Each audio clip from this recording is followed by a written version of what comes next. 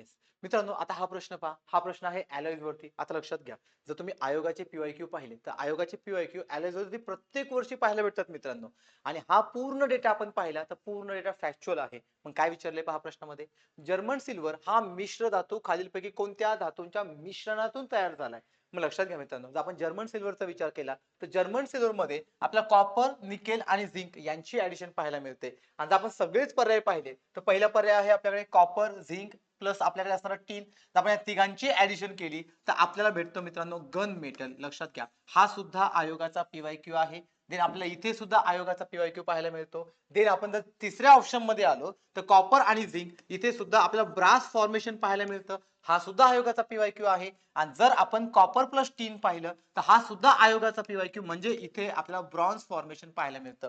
मग लक्षात घ्या मित्रांनो, हे सगळे आयोगाचे पीवायक्यू आहे. जर असे अलाइज तुम्हाला फॅक्च्युअल मेथडने एकदम एक्झॅक्टली टेबल फॉर्म मध्ये समजून घ्यायचे असेल, तर त्यासाठी आपल्याकडे फास्ट ट्रॅक बॅच आहे. या सायन्स फास्ट ट्रॅक बॅच मध्ये पूर्ण अलाइजचं एक स्ट्रक्चर बनवलेलं आहे, की जे एकाच पेज मध्ये आपला सर्व डेटा कव्हर करतं आणि समजून घेण्यासाठी सुद्धा काय होते, हेल्प होते.